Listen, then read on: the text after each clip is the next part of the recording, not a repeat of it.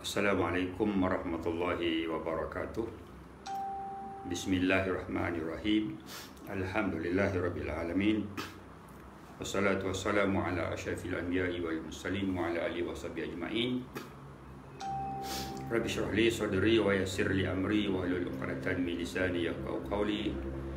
Subhanaka la ilma lana illa ma 'allamtana innaka antal alimul hakim.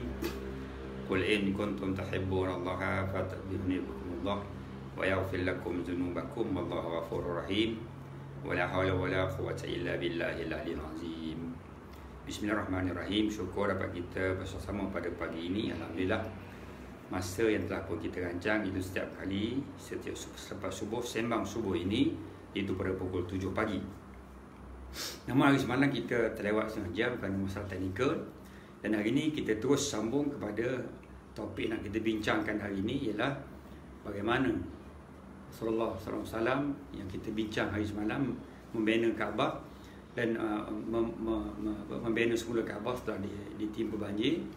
Dan hari ini kita nak cerita tentang bagaimana asal-usul Kaabah itu dan juga tapak kaki Nabi Ibrahim yang kita lihat hari ini. Bismillahirrahmanirrahim. Setelah Nabi Ismail, semalam kita bincang dalam seksi Sirah, bagaimana Nabi Ibrahim diperintahkan Allah Ta'ala supaya membina Kaabah, dan Nabi Ibrahim pun tanya Nabi Ismail, boleh tak dia tolong membina Kaabah. Jadi setelah Nabi Ismail bersetuju untuk membantu Nabi Ibrahim membangunkan Kaabah, maka Nabi Ibrahim bersama dengan anaknya pun mulalah membina Kaabah. Dia mulalah membina setelah Allah Ta'ala menunjukkan tempat yang harus dibina, Kaabah itu yang tersebut hari ini, Kaabah ataupun Baitullah. Ada dua riwayat yang mengatakan bahawa Allah Ta'ala meninggikan tapak Baitullah sebelum dibina oleh Nabi Ibrahim AS dan anaknya. Tapak Baitullah itu terkena bala bencana taufan sewaktu taufan besar melanda. Allah Ta'ala telah membina tapak, tapi bina itu telah pun dimusnahkan oleh satu bala bencana, iaitu taufan besar. Kemudian satu riwayat bagi mengatakan bahawa tapak Baitullah ataupun Kaabah itu telah runtuh dalam taufan besar seperti mana runtuhnya binaan-binaan besar yang lain. Kemudian setelah peristiwa taufan besar melanda, maka sesungguhnya tidak ada orang lain yang mulakan pembinaannya semula kecuali Nabi Ibrahim AS. Sebelum itu ada tapak dia, tapi bangunan yang seperti hari ini tak kelihatan. Tetapi Nabi Ibrahim dan Nabi Ismail memulakan pembinaan Kaabah itu setelah Allah Ta'ala memerintahkannya, dan kedua anak beranak ini bersetuju untuk sama-sama membangunkan Baitullah ataupun Kaabah ini. Kemudian Nabi Ibrahim menyusun anak batu. Nabi Ibrahim tukar susun batu macam mungkin bata kita ini, bata-bata. Dan Nabi Ismail mengutiklah anak-anak batu, untuk diberikan kepada Nabi Ibrahim. Di mana Nabi Ibrahim membina Kaabah itu menyusun naik batu itu, sementara Nabi Ismail pula mengutik batu-batu yang besar seperti yang firman Allah Ta'ala yang bermaksud. Dan ingatlah ketika Nabi Ibrahim bersama-sama anaknya Nabi Ismail meninggikan binaan ini tapak Baitullah Kaabah, sambil keduanya berdoa dengan berkata, wahai Tuhan kami, terimalah daripada kami amal kami, sesungguhnya Engkau amat mendengar lagi amat mengetahui. Surah Al-Baqarah ayat 107 yang kita baca dalam seksi hari semalam. Kemudian apabila binaan sudah pun meninggi, binaan itu telah meninggi, Nabi Ismail mengulurkan batu besar yang cukup tinggi dan diambil oleh Nabi Ibrahim dan membina Baitullah sehingga siap pembinaannya. Lepas itu Nabi Ibrahim bagi tukang bawa. Hari ini pun sama, kalau kita tengok orang membina bangunan pun sama, tukang susuan lain, tukang bawa lain, tukang bantu simen lain, macam-macam.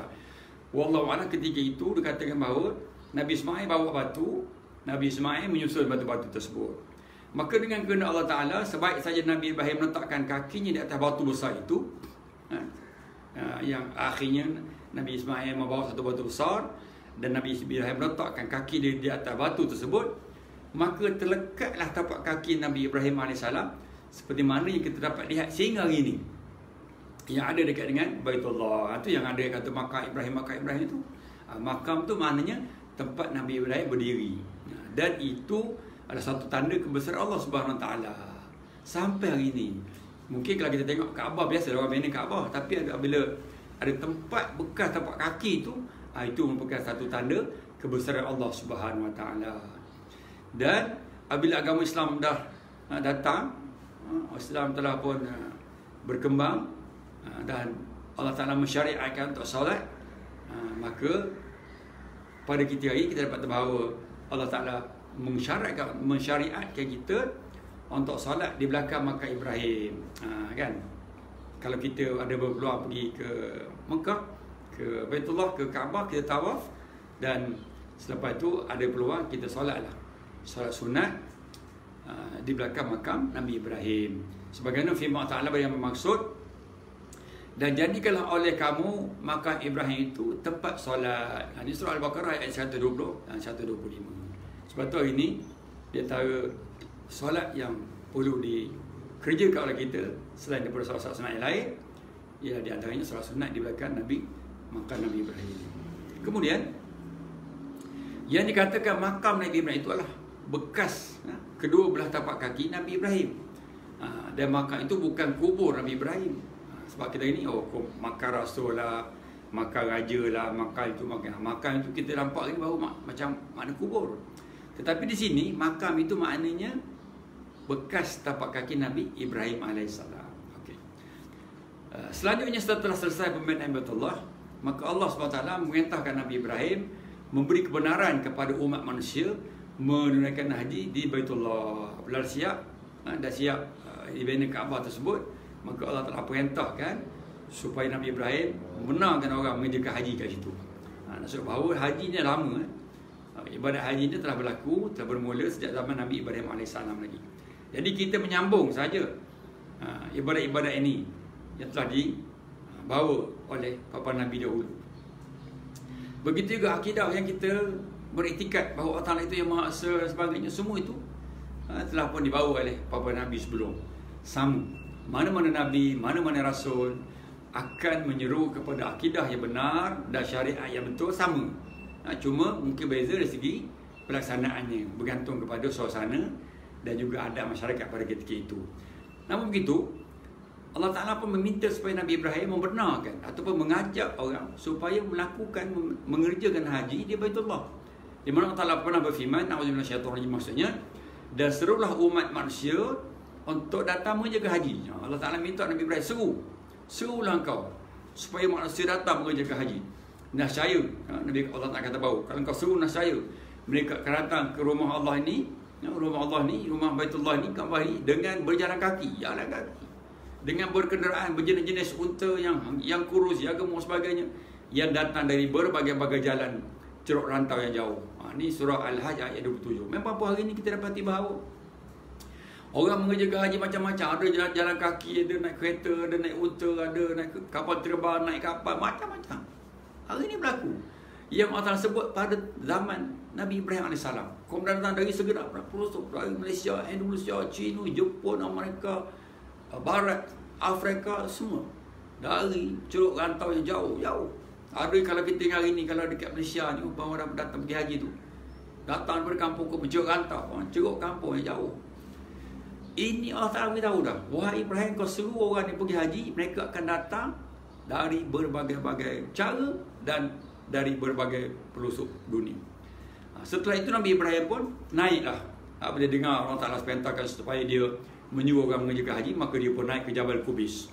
Jabal Qubis, kita tahu Jabal Qubis itu sebenarnya sekarang ni atas tu ada istana raja. Kita tak cerita itu. Iaitu satu bukit yang paling dekat sekali dengan Kaabah pada ketika itu. Di sana beliau memanggil dengan nama Allah Ta'ala. Dia menyeru dengan nama Allah Ta'ala. Apa dia kata? Wahai sekalian manusia, sesungguhnya Tuhan kamu telah membina suatu rumahnya untuk kamu. Oleh itu, hendaklah kamu semua tunaikan haji di situ. Nabi Ibrahim seru gitu. Wahai manusia. Padahal manusia tak ada pada ketika itu. Tapi dia menyeru. Sampai kepada kita hari ini. Tunaikan haji. Nabi Ibrahim menyeru ke kanan dan ke kiri seolah-olah melakukan azan. Yang kita dapati hari ini kan, kita kalau kita orang azan hayya al-falah, kanan menghadap ke kanan, memalingkan mukanya ke kanan, hayya al-falah, memalingkan mukanya ke kiri, seolah macam tu. Dan mungkin begitulah sunahnya azan, bagaimana seruan Nabi Ibrahim AS untuk mengajak kita mengerjakan haji. Wahai manusia, dia boleh ke muka ke kanan. Kemudian wahai manusia, mari datang mengerjakan haji ke sini. Maka dia pandangkan muka dia ke kiri. Semacam itu. Kemudian Allah Ta'ala pun menyampaikan surah Nabi Ibrahim AS itu pada setiap orang yang diciptakannya dalam bacaan talbiyah. Dan itulah penyatuan ataupun penyataan semua orang yang mengerjakan fardu haji. Kerana haji itu tidak akan sah tanpa kita bertalbiyah. Jadi kita sebut bahawa yang kita sebut talbiyah tu sejak dulu dah ada lagi dah. Di antaranya bacaan talbiyah itulah labbaik Allahumma labbaik, labbaik la syarika lak labbaik. Kan? Itu talbiyah namanya. Dan kita kena baca talbiyah itu. Dia kata bahawa kalau kita tak baca tu tak sempurna haji kita. Aku datang untuk menunaikan panggilan-Mu ya Allah. Labbaik Allah. Aku datang ya Allah. Kami datang ya Allah. Gitu. Ini menunaikan haji merupakan salah satu rukun Islam. Kita tahu dah. Oleh itu, ini pengajaran dia. Haji dia. Oleh itu, naklah kita berusaha menunaikan haji apabila kita mampu. Kita berusaha. Sekarang ramai orang mampu tapi tak berusaha. Dua keadaan. Yang pertama, berusaha untuk menjadi mampu. Yang kedua, berusaha walaupun dah mampu. Dah mampu pun kena usaha untuk pergi. Ramai orang mampu tapi tak usaha. Banyak pergi tempat lain. Melancong, berjalan, beli belah sebagainya. Tapi tak berusaha kali itu. Jadi kita tak cerita itu. Nak cerita tentang bagaimana Allah Ta'ala supaya kita pergi mengerjakan haji setelah kita mampu dan kita berusaha. Usahakan diri kita untuk menunaikan haji. Kemudian ramai orang yang mengerjakan haji tetapi sekembali mereka dari mengerjakan haji sangat menyedihkan. Di mana terdapat juga orang yang melakukan maksiat setelah balik haji bahkan lebih teruk daripada sebelum menunaikan haji. Oleh itu, naklah kita memulakan sebelum kita pergi haji itu kita solat dulu, kita puasa dulu, kita zakat dulu. Lepas tu baru kita menunaikan haji. Jadi kita